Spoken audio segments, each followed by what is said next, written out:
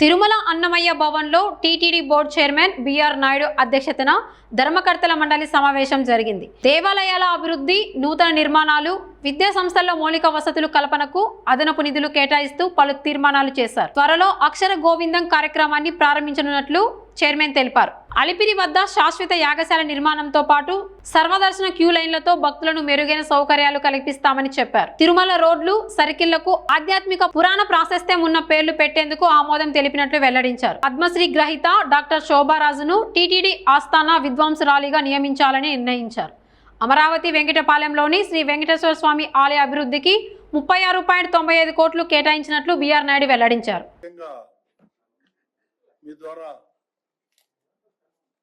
భక్తులందరికీ తెలియజేయాలనే ఉద్దేశంతో ఈ సమావేశం నిర్ణయం తీసుకున్నాం. మొట్టమొదటిగా అల్వార్ ట్యాంక్ అతిథి గృహం సర్కిల్ నుండి బాటగంగమ్మ సర్కిల్ వరకు ఉన్న సర్వదర్శనం క్యూ లైన్లలో టాయిలెట్స్ చాలా తక్కువ ఉన్నాయి. దానికి కొన్ని టాయిలెట్స్ అదనంగా నిర్మించాలనేటువంటిది నిర్ణయం. దానికి 4,55,00,000 రూపాయలు ఖర్చు అవుతుందని దానికి ఆమోదం తెలపడం జరిగింది. రెండవది, తిరుమలలోని రోడ్డు సర్కిల్ కు కొన్ని వీధులకు ఒక ఎక్స్పర్ట్ కమిటీని నియమించడం జరిగింది. వాళ్ళు సూచించిన ఆధ్యాత్మిక కొన్ని పేర్లు ఏదైతే ఉన్నాయో ఆ పేర్లు ఈ మన వీధులకు అందరికి కూడా ఇక్కడ పేర్లు పెట్టడం జరుగుతుంది. దానికి కూడా బోర్డు ఆమోదం తెలిపింది.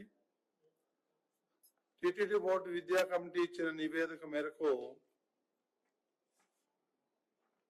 టిటిడి విద్యా సంస్థలో అత్యాధునిక మౌలిక వసతుల ఏర్పాటుకు గతంలో మనం 118 కోట్లు శాంక్షన్ చేయడం జరిగింది.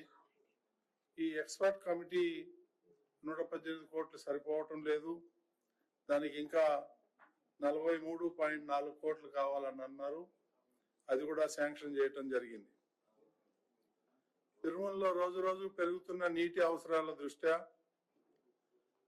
గోబర్గం డ్యామ్ నుండి ఫిల్టర్ ప్లాంట్ వరకు 6 కోట్ల ఖర్చుతో 2 కిలోమీటర్ల మేర అదనపు పైప్ లైన్ వేయాలనేటువంటి నిర్ణయం ఈ బోర్డులో ఆమోదం తెలపడం జరిగింది. అదేవిధంగా టిటిడి అవసరాల నిమిత్తం 44.2 కోట్లతో ఏపీకి చెందిన ఆప్కో, తమిళనాడుకి చెందిన కోఆప్టెక్స్ వారి నుండి పట్టు వస్త్రాలు, దుప్పటాలు తదితర కొనుగోలు చేయాలని చెప్పేసి ఆ రెండు కూడా గవర్నమెంట్ సంస్థలు కాబట్టి అది ఆమోదం తెలపడం జరిగింది.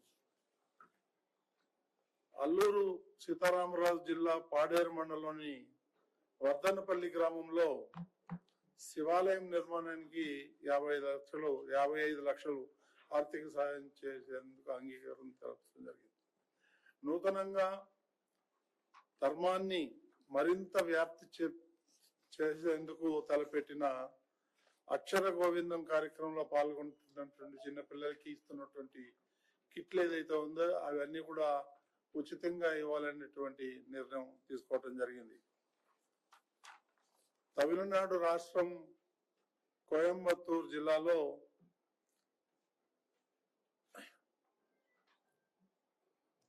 ఈ జీ స్క్వేర్ అనేటువంటి సంస్థ 19.43 ఎకరాలు ఈ టిటిడి పేరు మీద రిజిస్ట్రేషన్ చేయడం జరిగింది. దాన్ని టిటిడి స్వాధీనం చేసుకునేదానికి ఈరోజు టిటిడి బోర్డు ఆమోదం తెలిపింది. అదేవిధంగా మహారాష్ట్రలోని నవీ ముంబైలో టిటిడి నూతనంగా నిర్మించినటువంటి శ్రీ వెంకటేశ్వర స్వామి ఆలయంలో తరహాలో మరో సంప్రోక్షణ జరుగుతున్న నేపథ్యంలో అవసరమైన సిబ్బందిని కాంట్రాక్ట్ అవుట్సోర్సింగ్ పద్ధతిలో నియామకానికి ప్రభుత్వం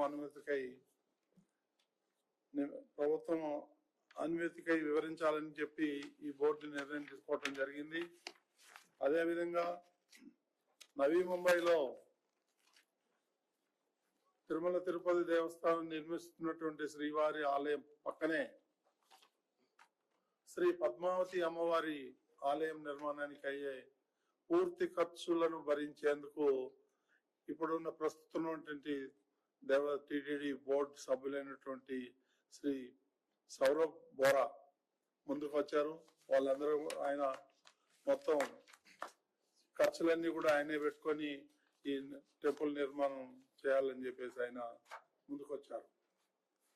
అదేవిధంగా తిరుపతిలోని వరాహస్వామి విశ్రాంతి భవనం 1లో 3.61 కోట్లతో పలు అభివృద్ధి పనులు చేయటకు ఆమోదం తెలపడం జరిగింది. తిరుపతిలోని అలిపిరి వద్ద 4.71 కోట్లతో శ్రీనివాస దివ్యానుగ్రహ